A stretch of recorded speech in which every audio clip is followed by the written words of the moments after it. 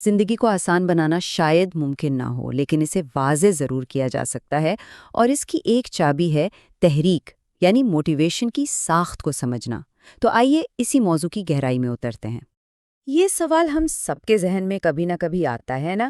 ایک دن لگتا ہے کہ پوری دنیا فتح کر لیں گے، اور اگلے ہی دن بستر سے اٹھنا پہاڑ جیسا لگتا ہے۔ سب کچھ وہی ہوتا ہے، ہمارے خواب، ہمارے مقاصد، لیکن اندر کی وہ آگ، وہ موٹیویشن غائب ہو جاتی ہے۔ اور یہی الجھن کی جڑ ہے کہ آخر ہمیں چلا کیا رہا ہے۔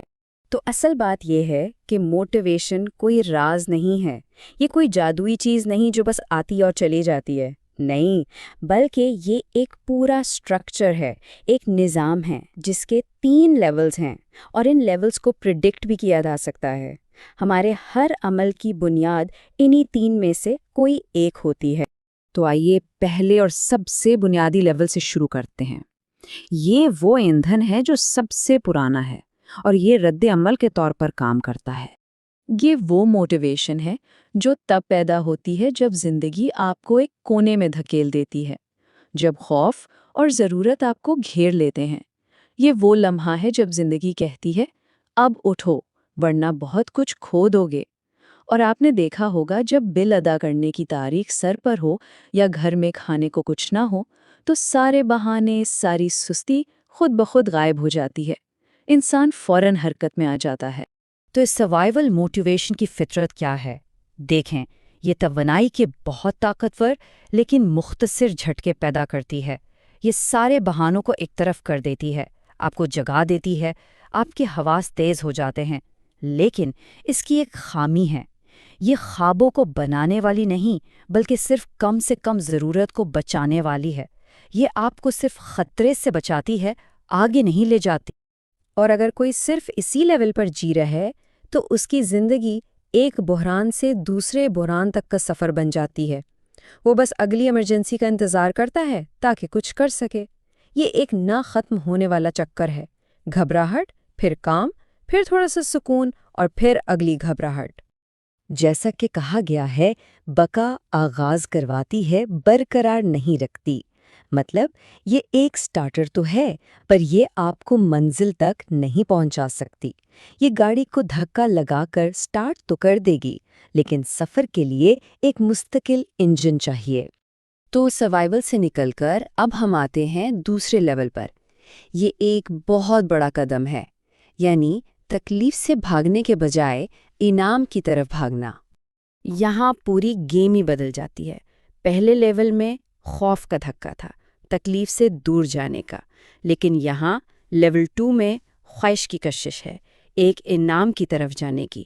تو یہ رد عمل سے نکل کر ارادی عمل کی طرف ایک بہت بڑا شفٹ ہے۔ اور اس انسینٹو کی طاقت بہت زبردست ہے۔ یہ ہمیں سکھاتی ہے کہ ہدف کیسے بناتے ہیں، ڈسپلن کیسے لاتے ہیں۔ یہ ہمیں دکھاتی ہے کہ زندگی میں آگے بڑھا جا سکتا ہے۔ یہی وہ موٹیویشن ہے جو کریئر، رشتے، یہاں تک کہ پورے مستقبل کو بدل سکتی ہے، کیونکہ یہاں ہم صرف ری ایکٹ نہیں کر رہے ہوتے بلکہ پلان کر رہے ہوتے ہیں۔ لیکن اس لیول کی ایک بہت بڑی کمزوری ہے، اور وہ ہے اس کا نازک پن۔ یہ موٹیویشن پوری طرح سے بیرونی انعام پر منحصر ہے۔ جب تک انعام سامنے ہے، جوش بھی ہے۔ جیسے ہی انعام ہٹا، موٹیویشن بھی ختم۔ یہ بالکل ایسا ہے جیسے کسی کے سامنے گاجر لٹکا دی جائے، گاجر ہے تو چلے گا، گاجر نہیں تو رک۔ اور اسی لیے کہا جاتا ہے کہ ترغیبات شاندار خادم ہیں، لیکن وہ برے آقا بناتی ہیں۔ یعنی انسینٹیو سے کام لینا بہت اچھا ہے، لیکن اگر آپ ان کے غلام بن جائیں، اگر آپ کا سارا جوش و خروش ہی ان پر منحصر ہو جائے، تو پھر آپ کی بنیاد بہت کمزور ہے۔ تو تیسرے اور سب سے طاقتور لیول پر جانے سے پہلے آئیے ان تینوں کا ایک جلدی سے موازنہ کر لیتے ہیں۔ لیول 1 وقع، جس کا ذریعہ خوف ہے اور نتیجہ بحران در بحران۔ لیول 2 انعام، جس کا ذریعہ خواہش ہے اور نتیجہ ایک نازک مستقل مزاجی۔ اور اب ہم بات کریں گے لیول 3 کی، مقصد، جس کا ذریعہ اندرونی ہے اور نتیجہ ہے ایک دیر پا رفتار۔ تو اب ہم آتے ہیں موٹیویشن کے سب سے بلند درجے پر، مقصد کا کھچاؤ۔ یہ وہ قوت ہے جو باہر سے نہیں آتی، یہ اندر سے ابھرتی ہے۔ اس کا تعلق خوف یا لالچ سے نہیں بلکہ معنی سے ہے، میننگ سے۔ مقصد کی فطرت ہی الگ ہے۔ یہ آپ کو نہ دھکیلتا ہے نہ لالچ دیتا ہے، یہ آپ کو پکارتا ہے۔ یہ اندر سے ایک آواز ہے جو آپ کو اپنی طرف کھینچتی ہے، اور جب کوئی اس پکار کو سن لیتا ہے نا تو اس کی زندگی کا پورا ماحول ہی بدل جاتا ہے۔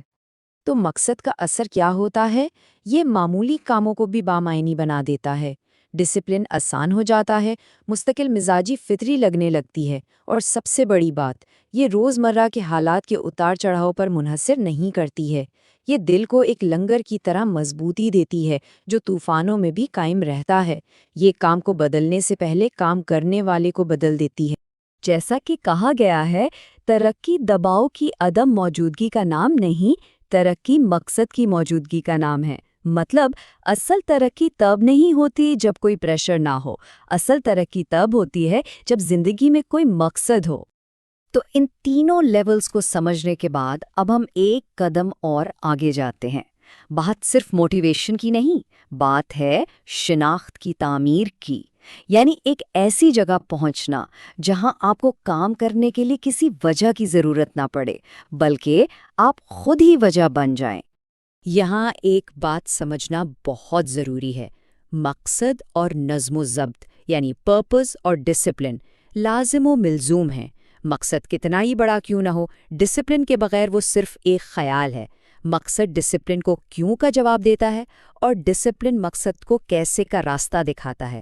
یہ دونوں ایک دوسرے کے بغیر ادھورے ہیں، اور یہ ہمیں ایک بہت اہم فرق کی طرف لاتا ہے، موٹیویشن اور مومنٹم کا فرق۔ دیکھیں، موٹیویشن آتی جاتی رہتی ہے، یہ موڈ پر منحصر ہے، اس سے شروع کرنے کے لیے کوئی وجہ چاہیے۔ لیکن مومنٹم یعنی رفتار، اسے بس مینٹین کرنے کی ضرورت ہوتی ہے۔ یہ حرکت پر منحصر ہے، اور یہ آپ کو جاری رکھنے کے لیے وجہ دیتی ہے۔ جب آپ مسلسل کام کرتے ہیں تو ایک رفتار بن جاتی ہے، اور پھر وہ رفتار خود آپ کو آگے لے کر چلتی ہے۔ تو شناخت تک کا راستہ کیا ہے؟ یہ ایک ترتیب ہے۔ سب سے پہلے مقصد نظم و ضبط کو معنی دیتا ہے، پھر نظم و ضبط مقصد کو حرکت دیتا ہے۔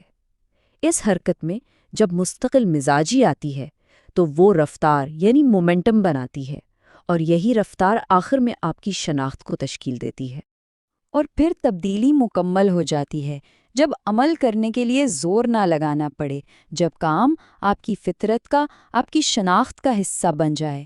بس یہی حتمی منزل ہے، تب موٹیویشن کی ضرورت ہی نہیں رہتی۔ تو آخر میں اس ایک خیال پر غور کیجیے، اصل مقصد ہر وقت موٹیویٹڈ رہنا نہیں ہے۔ اصل مقصد تو ایک ایسی ذات، ایک ایسی شخصیت کی تعمیر کرنا ہے جسے موٹیویٹڈ رہنے کی ضرورت ہی نہ پڑے، جو اس پر منحصر ہی نہ رہے۔ جب آپ کے کام آپ کی شناخت کا اظہار بن جائیں تو زندگی خود بخود بامعنی اور متحرک ہو جاتی ہے۔